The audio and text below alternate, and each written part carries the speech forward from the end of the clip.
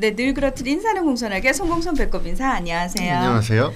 위클립의 황당무계 황당한 문화나의 개소리. 안녕하세요, 문희정입니다. 안녕하세요, 이학범입니다. 와, 저희가 네. 지난 5주간요 동물복지 5개년 종합계획에 대해서 조목조목 다 네. 짚었잖아요. 네. 세상에 이런 방송 없어요. 네.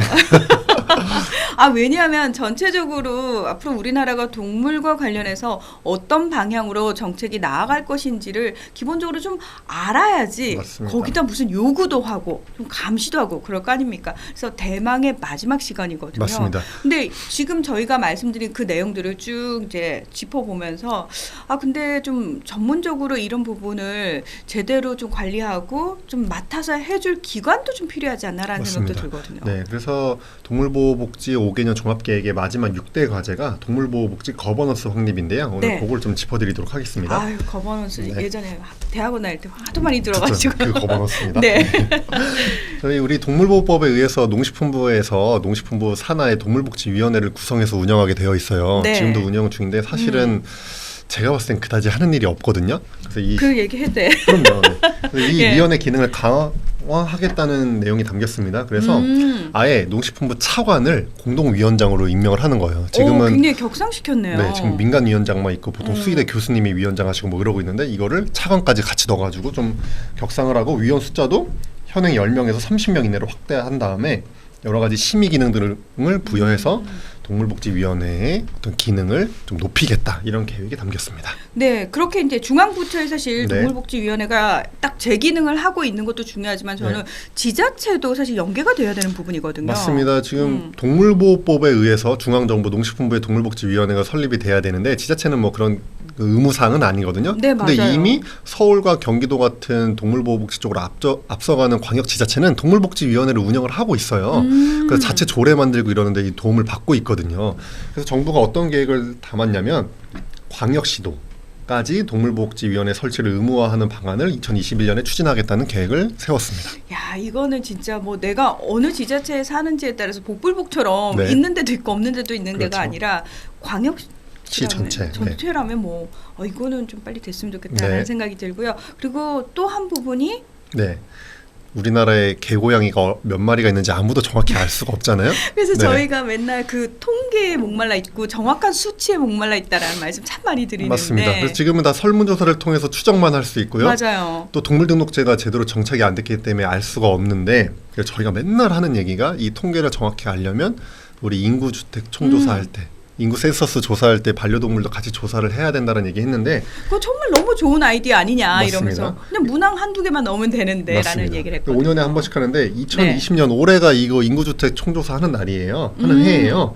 그래서 이제 농식품부가 통계청과 협의를 해가지고 올해 인구주택 총조사 할 때 반려동물 사육 여부하고 마리수를 좀 포함시킬 수 있는 방안을 추진하겠다고 합니다. 야, 이 결과 나오면 사실 여기저기서 굉장히 많이 활용될 수 있거든요. 네, 드디어 정확하게 우리나라에 반려동물이 몇 마리가 있는지 알 수 있는 거죠. 그 네. 진짜 몇 가구가 키우고 있고 그렇죠. 진짜 우리가 흔히 말해서 반려인이라고 하는 인구가 정말 1,500만 명, 1,000만 명을 넘어가는지도 그렇죠. 확인을 할 수 맞습니다. 있겠네요.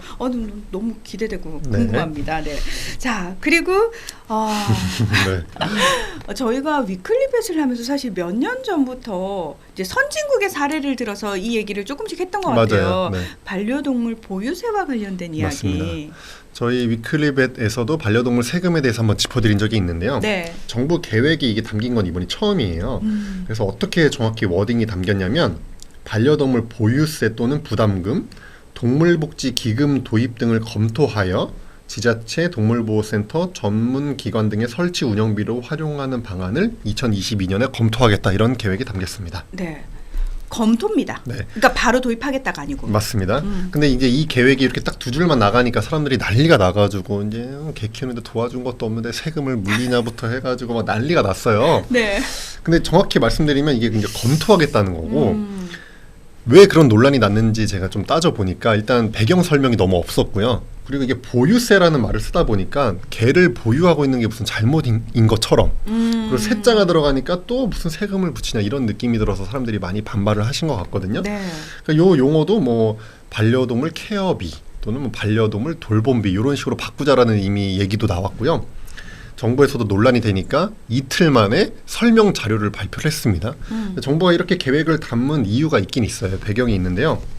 왜 이러냐면은 동물보호 복지에 들어가는 지금 세금이 엄청나게 빠르게 늘어나고 있습니다. 뭐 그건 저희 위클리벳에서도 사실 짚어드린 부분이거든요. 맞습니다. 한 번 더 짚어드리면 중앙정부 농식품부의 동물보호 복지 예산이요. 2015년에는 14억 9천만 원이었는데 2019년 4년 만에 135억 9천만 원, 9배가 늘어났습니다. 4년 만에. 그리고 지자체에서도 이제 유기동물 관리를 하는데요. 2016년에 114억 7천만 원이 사용됐는데 2018년 2년 만에 200억을 돌파했거든요. 2년 만에 75% 늘어났습니다. 그리고 저희 그 네. 5개년 계획 속에서 사실 그 유기동물 보호와 관련해서도 더 강화하겠다라고 얘기가 나왔기 때문에 세금이 더 들어가야 되거든요. 그렇죠. 네. 그러니까 이게 동물 안 키우는 사람들 입장에서 왜 내세금을 몇백억씩 저렇게 동물 관련돼 쓰냐 이런 얘기도 있고요. 이것뿐만 아니라 지금 동물 관련된 여러 가지 시설들이 또 늘어나고 있어요. 대표적으로 맞아요. 강아지 운동장, 반려견 놀이터 지자체가 엄청 늘리고 있죠. 서울은 지금 2개인데 이걸 2025년까지 25개 지자체 하나씩 25개까지 늘리겠다는 겁니다. 4개인데요 지금 현재. 경기도도 지금 17개 운영하고 있거든요. 반려견 놀이터, 또 반려동물 복지센터도 만들고 있고요. 또 동물보호 어떤 교육센터도 만들고 있습니다. 이런 것도 다 세금이거든요, 사실은. 그래서 동물 안 키우시는 사람들 입장에서는 당연히 왜 내 세금을 강아지 놀이터 만드는 데 쓰냐라고 지적을 할 수가 있어요. 그래서 우리가 세금을 도입하겠다는 게 아니라 2022년에 정말 도입이 필요한지 또는 도입했을 때 부작용이 뭔지에 대해서 공론화를 시작하겠다는 게 이 계획이기 때문에 이거에 대해서 반대할 이유는 저는 없다고 생각을 합니다. 그렇죠. 이 얘기를 사실 많은 사람들의 의견을 듣고자 하는 과정 자체를 반대할 이유는 없거든요. 그렇죠.